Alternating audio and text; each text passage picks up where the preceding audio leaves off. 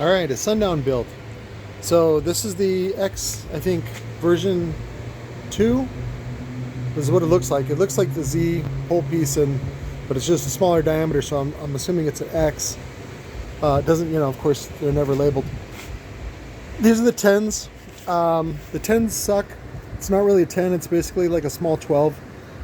I asked, first thing I told them was there's no parts for these, so you can only get them from Sundown, and fuck Sundown. So what's cool though is because of this extra space, what I can do is actually, and this was a shift too, by the way, there's a chance to either add extra slug or remove the whole thing and do a larger diameter. There's a lot of options, and so what I'm going to do is basically build him a pair of 12s with my motor, the GONZO Junior motor, which is a little bit more powerful than this, but it's just going to save time rather than having to recycle this old turd that is Sundown, and basically use the TI frame and just go from there. But I will show you the process of turning these into maybe like a 12 or something like that later on down the line. I'm just going to keep logging these videos, and then eventually I'll just zip them all together with CapCut. The coil is actually still good, so I'll probably reuse a lot of rubbing, but it's still good. Might use it on a recon or something like that.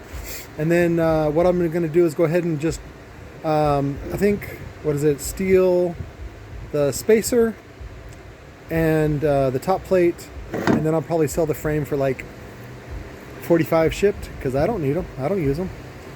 Give them to Sundown people. But yeah, so let's turn these into a pair of 12s and see how it goes. All right, so luckily the other motor was not shifted, and so what I did was I used a combination of shims to figure out you want it to be tight, but not too tight where you can't remove it. And so it ended up being, I think, 3 business cards of the Robot Underground business cards, which are magical. See, it's a little too tight, but I can get it out here. So yeah, it was like 3 business cards and then 2 pieces of PVC that I cut from 4-inch PVC. So this is cured overnight. It's ready to go, and we'll go ahead and start building. I'm just going to use the 4-spoke version of the TI frame. These aren't too heavy, and then I'm going to also help him design the box for him, and we'll put support yokes in there so that there's no problems. Believe me, I hear you. You're like, Patrick, why would you leave this plastic spacer on if you're going to use the TI frame? Because the TI frame has plenty of ventilation underneath. Well, it's because of this big dildo sticking out that Jacob did. He could have gone down about 20 millimeters smaller, and he didn't. He likes a big, throbbing, hard, good tip. Put your thumb in the, see, I can put my thumb in my tip, so just got to work on that. Pinky, I can put the pinky in, so that's about it.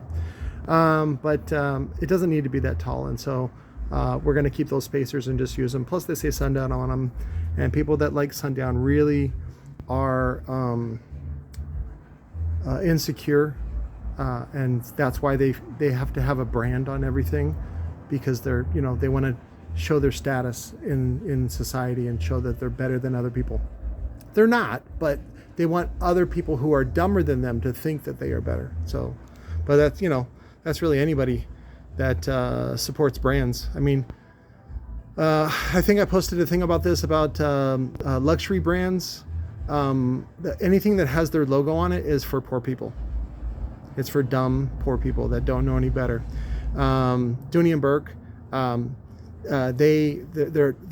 their top end clothes don't have any brand, like none. Like it's Dooney and Burke because you're fucking rich and you can afford it, and it's not a big deal. But if you're a poor person and you see it in a store and it says Dooney and Burke all over, Louis Vuitton or whatever the fuck it is, it's because you're poor. And they're like, the only thing you're good for, this is their attitude, not mine. Their attitude is, you're a dumb piece of shit. The best thing you can do in society is pay us to advertise for us. That's how arrogant luxury brands are. And that's one of the reasons why I don't like branding at all. But that's another story. All right, let's see. These are the coils. They're done. So these are the Florida base. They look really sexy. Beefy, They are dual 0.25. ohm DCR, and so we're gonna have to wire them in series. We doubled up the leads, as you can see, and then what you're gonna do is end up with just 2 terminals on each subwoofer, and then you wire them in series to get a 1 ohm load. So there's one. So we're gonna pop those in today. I didn't do the terminals yet.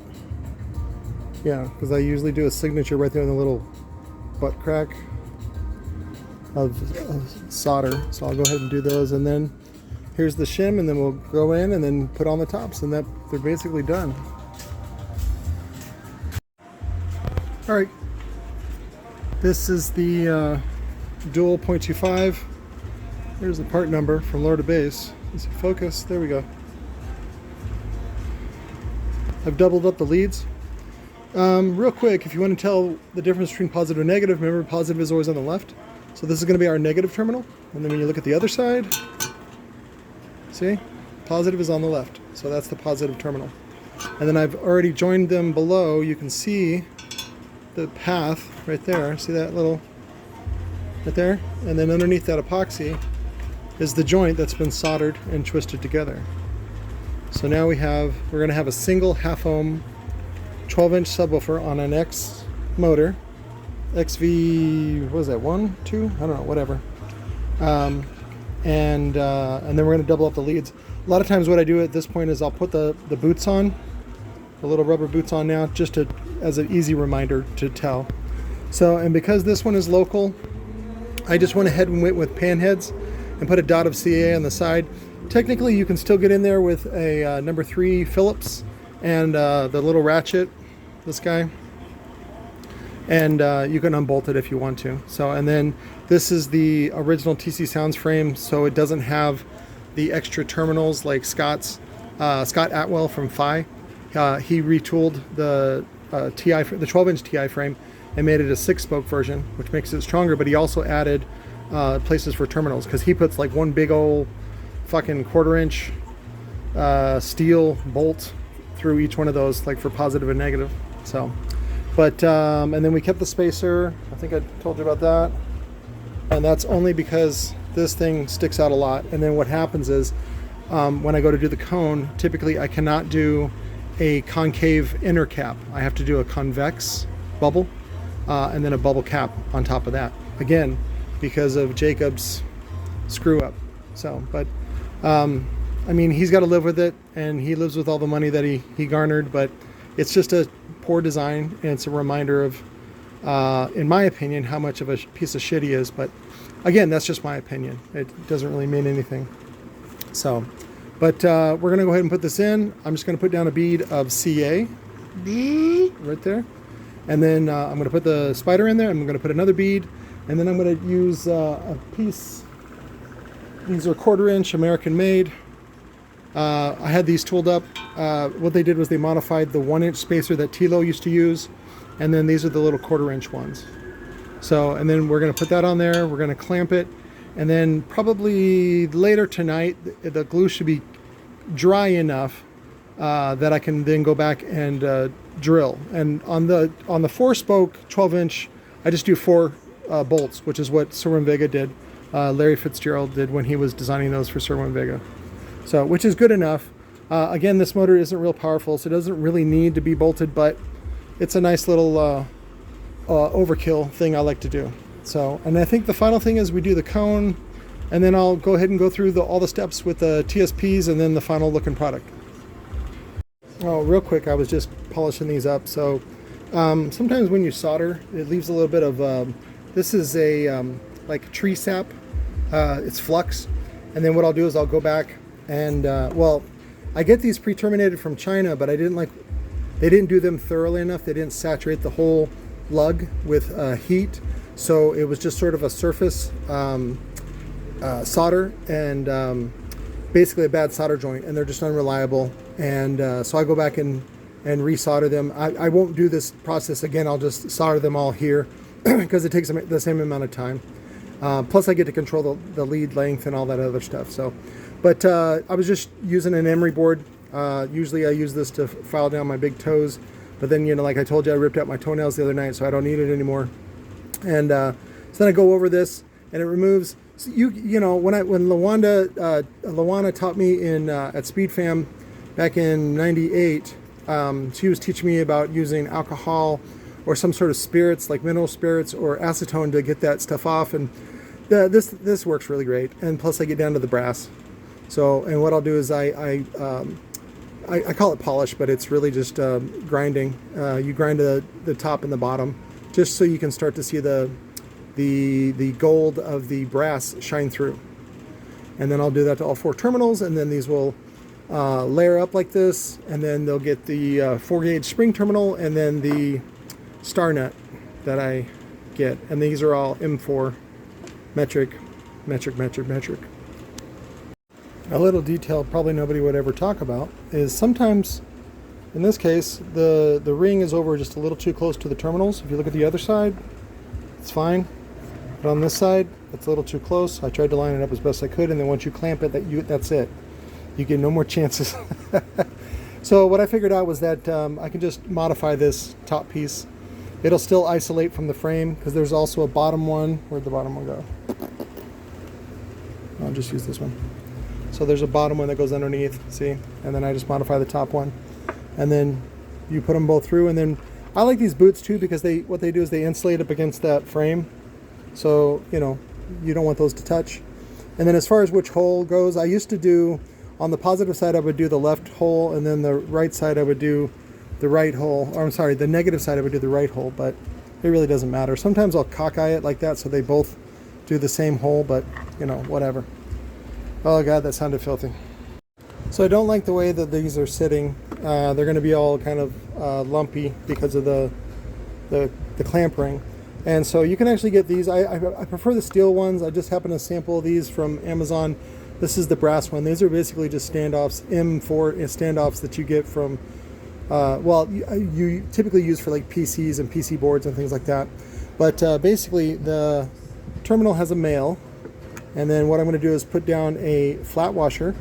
The cheaper ones are typically M4s, or you can also use number 6, depending on what's available to you. I just get these black ones off of Amazon now. I used to buy them direct from China, but somebody finally picked up that I was, or whoever is buying them, and so they're fine. They get here in like a day or two on Amazon. But anyways, I put one of those down, and then I put a star washer, and then I put another flat down, and then I screw this on top. Right, some of that is to eat up a little bit of space because this is quite long, and that's what's good about having the ones that go all the way through. It's a female to female, and then you use a M4. I use a M4 button head. Sundown used the socket cap, which I sometimes recycle and keep up in here. It's not like they're stainless or anything like that, but it's just another way to do it. And then you basically just don't over tighten it because you'll break it, and just tighten it up good enough. And then I still put a little dab of CA on the side of the nut. But typically when I'm doing a recone, I'll just scrap the terminal. You bang it here on the side and it just breaks, instead of sitting there and undoing it and then trying to recycle it, because these are made of brass, and brass fatigues actually pretty quick. So you don't really want to recycle these if you don't have to. I have, but again, I don't like to, but you can. Does that make sense? All right. So that didn't work. So what I ended up doing was just using a nut to eat up a lot of that space. There wasn't enough washers, and it looked, it looked crappy, and then I also just didn't like it, and this is more secure anyway. So, and then also to tighten up the terminal, what I do is I face it out for the most part. Sometimes on certain 10s and 12s that it's going to be very slim, I'll actually point the hole this way so you can insert the wire through the side. So, but I just use this little bit. This is an M4 hex, and I just use it as a tool to go in there. There we go. And so that just gives me a little lever to keep it where I need it to be, which is 90 degrees out. And then I use this to tighten up. This is a modified socket that I grinded so that it's just real slim. It doesn't need to be real strong because it's just real light duty work. So there's the finished product. So those are nice and out of the way.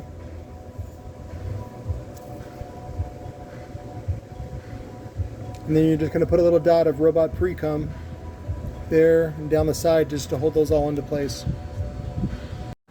So I used a little bit of, it's called activator. They're calling it activator. It's not activator, it's accelerator. This is funny that they did this. This is stick fast, but it's accelerator. Yeah, see, there you go. Accelerates the cure of CA.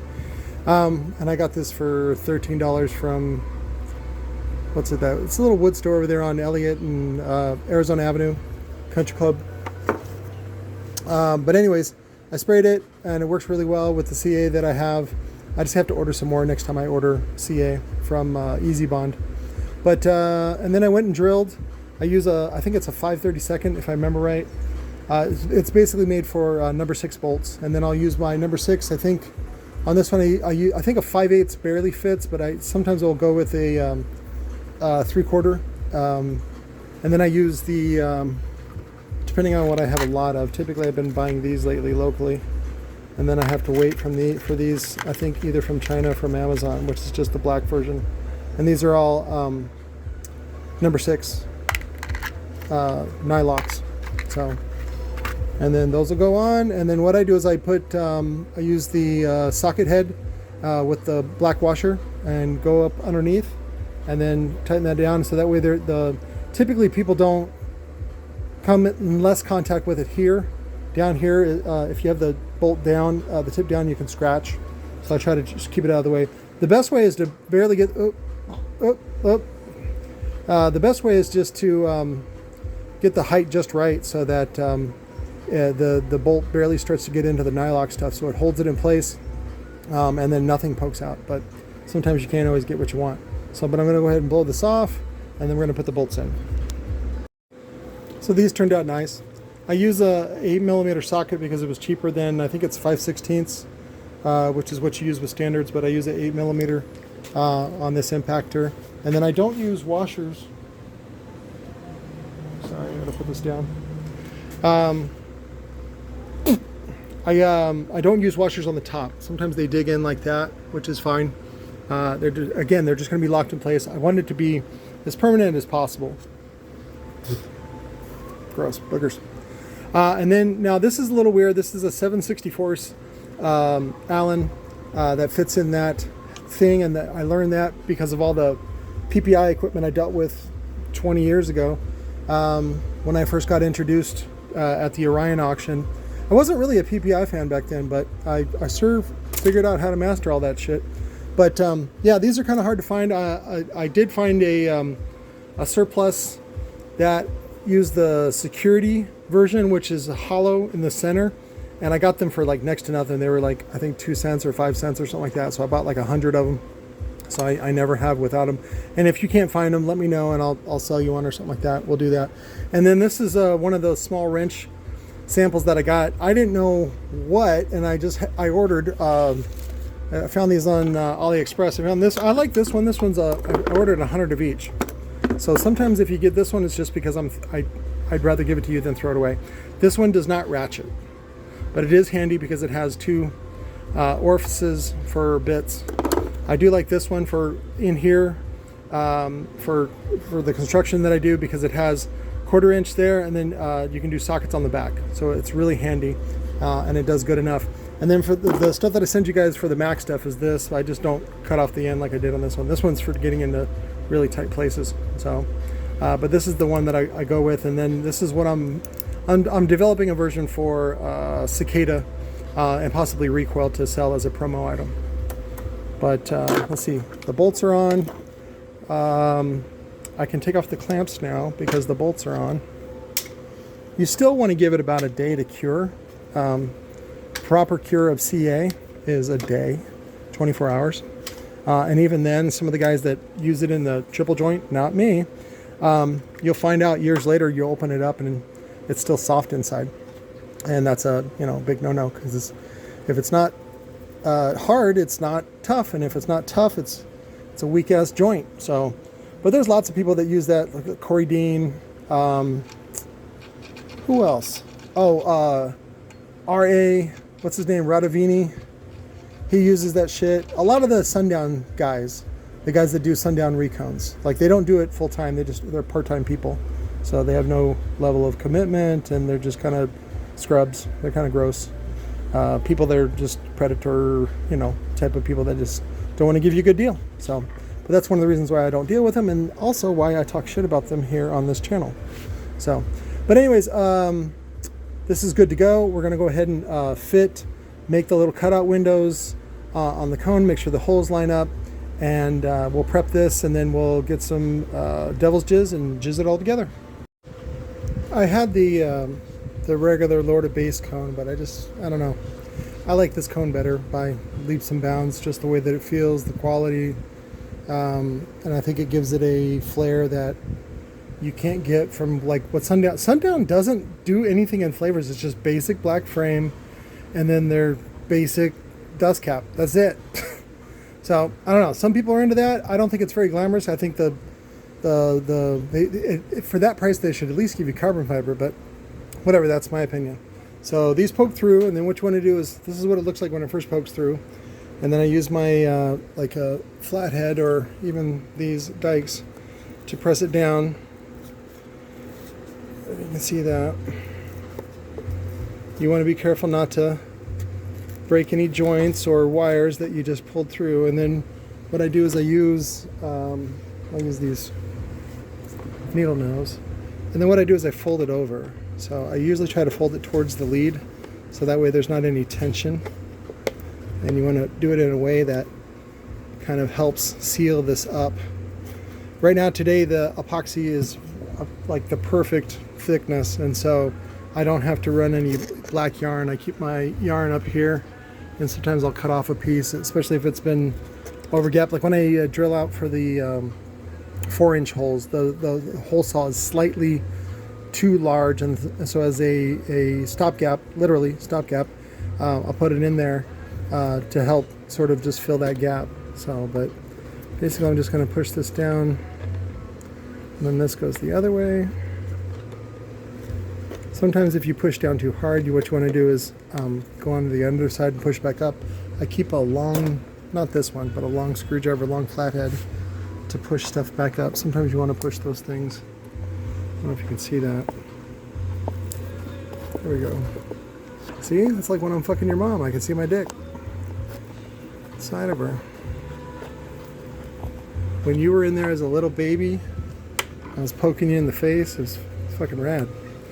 Alright, so then we'll go back and just lay down a bead of devil's jizz, and then that should be good to go.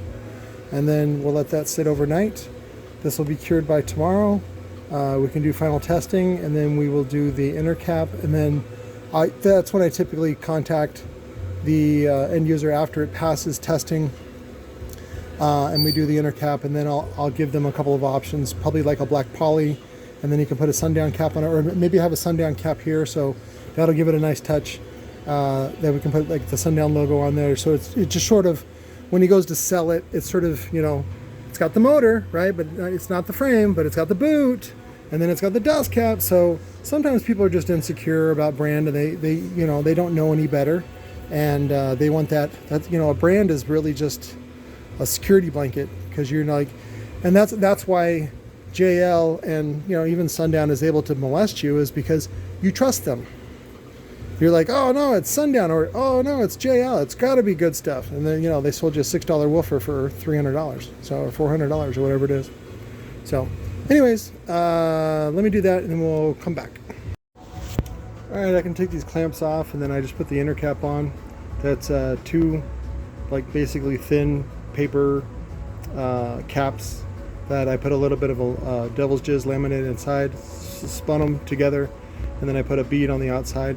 It's a little bit of convex so that pole can come up and, you know, extend to full range extension of whatever the thing allows, which if you have enough voltage you can get it up to 3-inch peak to peak. So, but we'll see what happens. Let me pull these clamps off.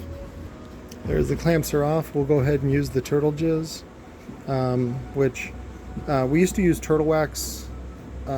It's like tire dressing. It's like basically Armor All. I don't like Armor All because it's too greasy. And for a while we liked the turtle wax version. And of course when you squirt it, it's kind of creamy. So we just call it turtle jizz.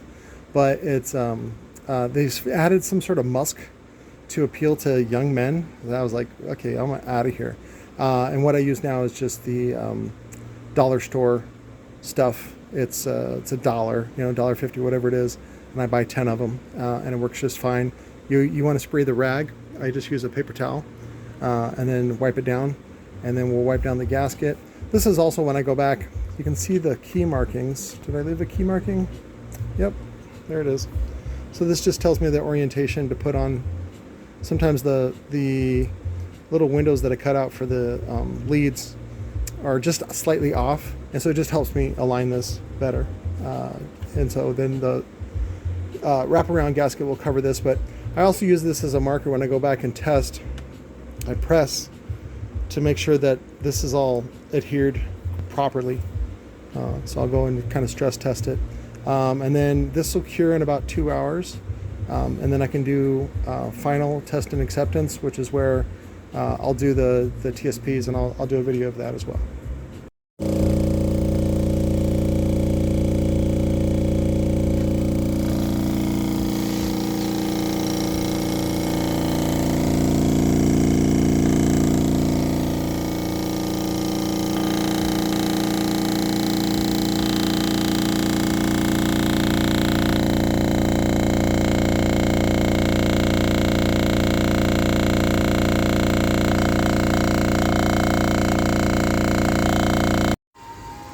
You just saw the testing video. I just used TikTok to add music to it. It's just one of my more favorite ones. Ash has already put the outline. I don't know if you can see that pencil outline right there. We're going to use the 150 millimeter. Well, I'm going to ask the client. So I'm going to ask him if he wants to do the glass fiber cap, or if we want to do a poly cap. I don't have any large Sundown caps anymore, which is fine. It's not a big deal. But we're going to go ahead and do the testing real quick. Let's do a sweep.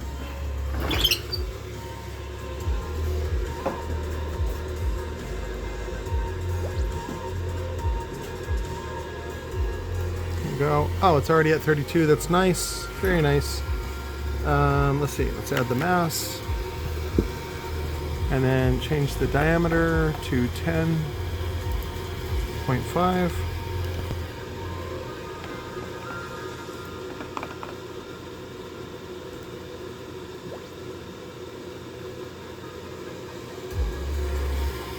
There it is.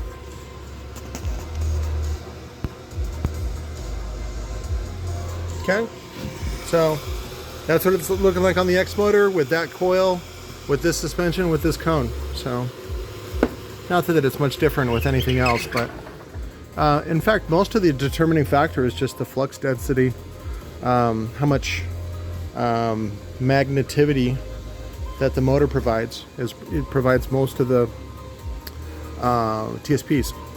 So, because you can actually recone it with like a softer spider, stiffer spider, and then typically the only thing that changes is the QTS, which isn't a big deal, but the VAS will change a little bit. So anyways, and I know that because I've tested 1,000 woofers, so, and you can too.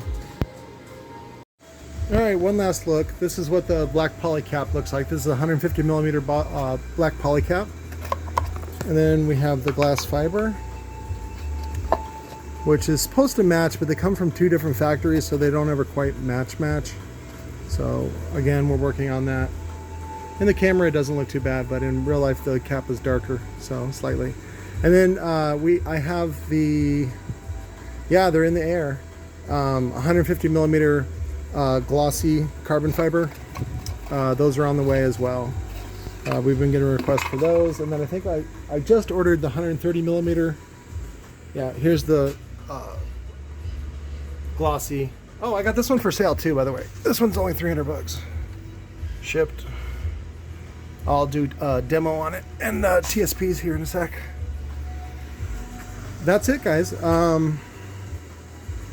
Yeah, now I just got to finish the second one and call the client. He's gonna get a, I think he's doing a 8K on the pair, and I think we're just gonna turn it down real low. So I'm actually gonna recommend the 5K, which is $100 cheaper. I don't think he needs the 8K, but yeah, that's what we're gonna do. And That'll be one happy clam. Thanks, guys. Love you.